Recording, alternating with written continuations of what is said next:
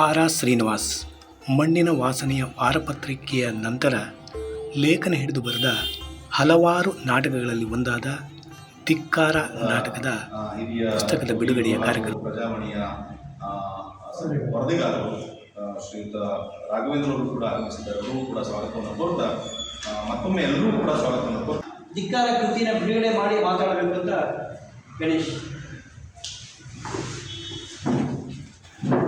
ಧಿಕ್ಕಾರ ನಾಟಕದ ಪುಸ್ತಕವನ್ನು ಬಿಡುಗಡೆ ಮಾಡಿದ ಡಾಕ್ಟರ್ ಎಂ ಗಣೇಶ್ ಇವರು ಹೆಗ್ಗೋಡಿನ ನೀನಾಸನ್ನ ಮುಖ್ಯ ಪ್ರಾಂಶುಪಾಲಕರು.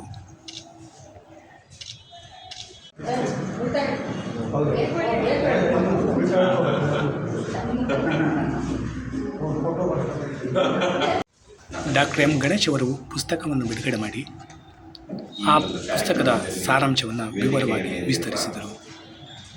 ವಿ.ಟಿ. ಸ್ವಾಮಿಯವರೇ, ಆರ್ ಶ್ರೀನಿವಾಸ್ ಸರ್ ಅವರೇ, ಪರಮೇಶ್ವರ್ ತೂಗೂರ್ ಅವರೇ, ದತ್ತಾತ್ರೇಯ ಭಟ್ ಅವರೇ ಮತ್ತು ನನ್ನ ಮುಂದೆ ಕೂತಿರುವ ಎಲ್ಲ ಗಣ್ಯಮಾನ್ಯರು, ನಾಟಕವನ್ನು ಬಿಡುಗಡೆ ಮಾಡೋದಕ್ಕೆ ಭಾಳ ಸಂತೋಷ ಆಗ್ತಾಯಿದೆ. ಸಂತೋಷ ಯಾಕೆ ಅಂತಂದರೆ, ಆರ್ ಶ್ರೀನಿವಾಸ್ ಸರ್ ಅವರು ನಾನು ಹೆಗ್ಗೋಡಿಗೆ ಬಂದು ವಿದ್ಯಾರ್ಥಿಯಾಗಿ ಅಧ್ಯಾಪಕನಾಗಿದ್ದುಕೊಂಡು ಅಲ್ಲಿ ನಾಟಕಗಳನ್ನು ಮಾಡ್ತಾ ಇದ್ದಾಗ ನಮ್ಮದೇ ಒಂದು ತಂಡ ಕಟ್ಕೊಂಡು ರಜೆಯ ಸಮಯದಲ್ಲಿ ನಾನು ಭಾಳ ಬೇರೆ ಬೇರೆ ಕನ್ನಡ ಸಾಹಿತ್ಯದ ಕಥೆ, ಆತ್ಮಕಥೆ, ಸಣ್ಣ ಕಥೆ ಇಂಥವನ್ನೆಲ್ಲ ನಾಟಕ ಮಾಡುವಾಗ ನನ್ನನ್ನು ಅವರ ಮಣ್ಣಿನ ವಾಸನೆ ಪತ್ರಿಕೆಯಲ್ಲಿ ಒಂದು ರೀತಿ ರಂಗವಿಮರ್ಶೆ ಮಾಡಿದ ನಮ್ಮನ್ನು ತಿದ್ದಿ ಬೆಳೆಸಿದಂಥವ್ರು. ಆ ಕಾರಣದಿಂದ ನನಗೆ ಅತ್ಯಂತ ಪ್ರೀತಿಯ ಆಹ್ವಾನ ಇದು ಅಂತ ನಾನಾದರೂ ಭಾವಿಸಿದ್ದೇನೆ. ಆಮೇಲೆ ಅವರು ಅನೇಕ ಕೃತಿಗಳನ್ನು ಈಗಾಗಲೇ ತಂದಿದ್ದಾರೆ. ಅದರ ಜೊತೆಗೆ ಈ ಧಿಕ್ಕಾರ ನಾಟಕವನ್ನು ಸಹ ಕನ್ನಡಕ್ಕೆ ಅವರು ನೀಡ್ತಾ ಇರತಕ್ಕಂಥದ್ದು ಭಾಳ ಸಂತೋಷದ ವಿಚಾರ. ಅವರ ಕಾಳಜಿಗಳು ನಮಗೆಲ್ಲರಿಗೂ ಗೊತ್ತಿದೆ. ಮಣ್ಣಿನ ವಾಸನೆ ಎನ್ನುವ ಪತ್ರಿಕೆ ಹೆಸರೇ ಭಾಳ ಅದ್ಭುತವಾದ ಕಲ್ಪನೆ. ಕವನ ಕತ್ತಲೆಯಲ್ಲಿ ಕಾಣುವ ಬೆಳಕು, ಬಂಡಾಯದ ಈ ಕವನ, ಬಂಡಾಯದ ಈ ಕವನ, ಬದುಕ ಪ್ರೀತಿಸುವ ಬಡವರ ಮಗಳು ನಿರಾಭರಣೆ ಕವನ,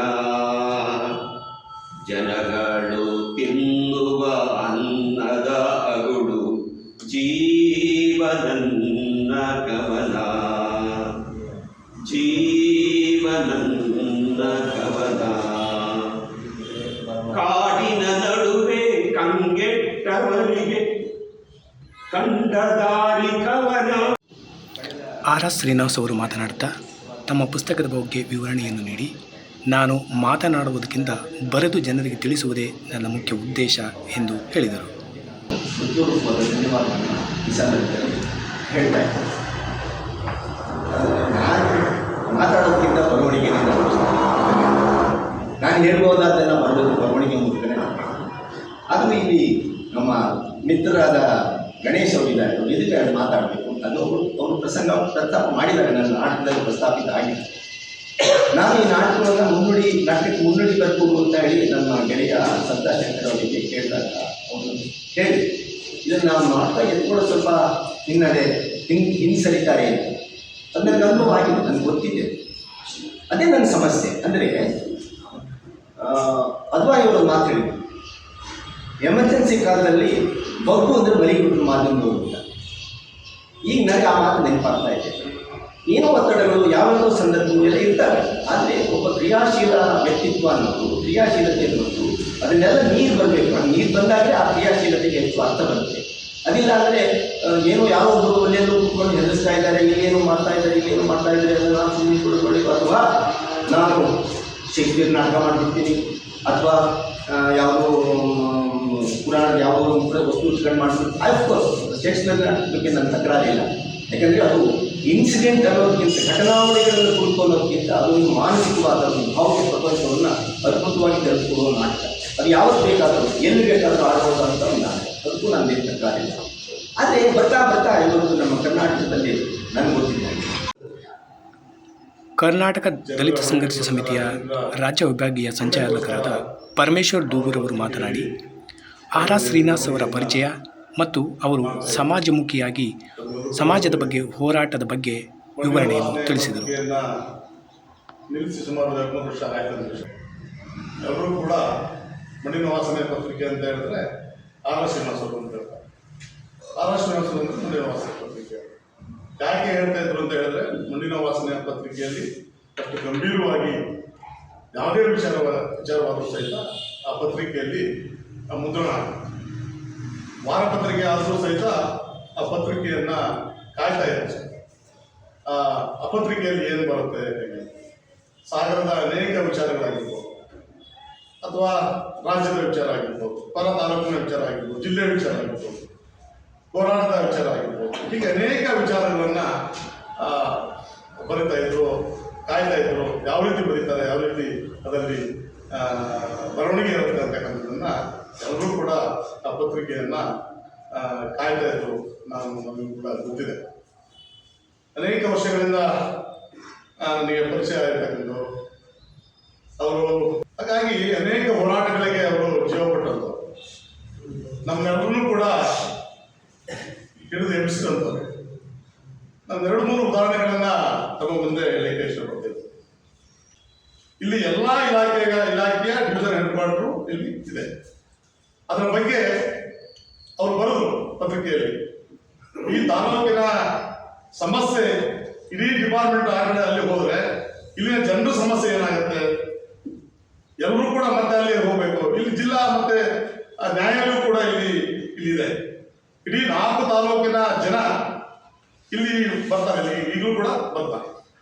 ಅಂತ ಒಂದು ಇರ್ತಕ್ಕಂಥ ತಾಲೂಕು ಇಲ್ಲಿ ಎಲ್ಲ ಇಲಾಖೆ ಹೋಗಿ ಒಂದು ಜಿಲ್ಲೆ ಆಗುವಂಥ ತಾಲೂಕು ಮತ್ತೆ ಕೆಳಮಟ್ಟಕ್ಕೆ ಬರುತ್ತೆ ಅನ್ನೋದನ್ನು ಸವಿಸ್ತರವಾಗಿ ಪತ್ರಿಕೆಯಲ್ಲಿ ಅವರು ಬರೆದು ನಮ್ಮೆಲ್ಲರೂ ಕೂಡ ಎಚ್ಚರ ಮಾಡಿದ್ರು.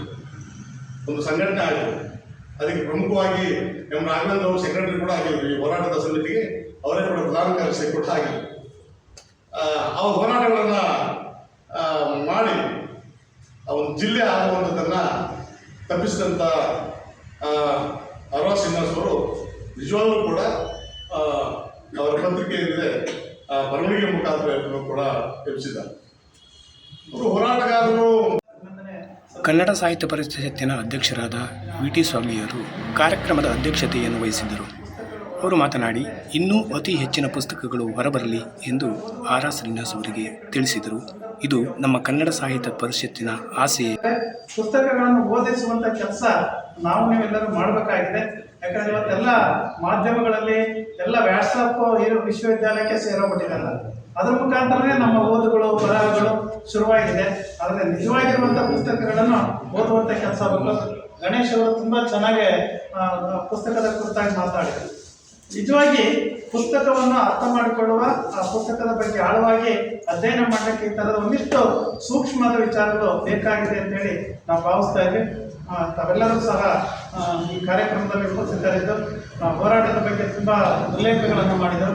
ಅಂಥ ಸಂದರ್ಭದಲ್ಲೂ ಸಹ ಬಹಳ ಬೇಸರ ಆಗುತ್ತೆ. ಕೆಲಸ ಅವತ್ತಿನ ಭೂಮಿ ಉಳಿಗೋಸ್ಕರ, ಕೃಷಿಗೋಸ್ಕರ ಭೂಮಿ ಹೋರಾಟಕ್ಕೆ ಮಾಡಿದಾಗ ಇವತ್ತು ಲೇಔಟ್ಗಳು ಆಗ್ತಾ ಇರುವಂಥದ್ದು ಬೇಸರ ಆಗ್ತಾ ಇತ್ತು. ಕೋಟಿ ವ್ಯವಹಾರಕ್ಕೆ ಲೇಔಟ್ ಆಗ್ತಾ ಇರೋದು ನೋವಾಗುತ್ತೆ. ಒಂದ್ಸರಿ ನಾವೇ ಬೇರೆ ಬೇರೆ ಥರದ ಕಾರ್ಯಕ್ರಮಗಳನ್ನು ಆಯೋಜನೆ ಮಾಡಬೇಕಂತ ಯೋಜನೆ ಇತ್ತು, ಸ್ವಲ್ಪ ಮುಂದುವರಿತು.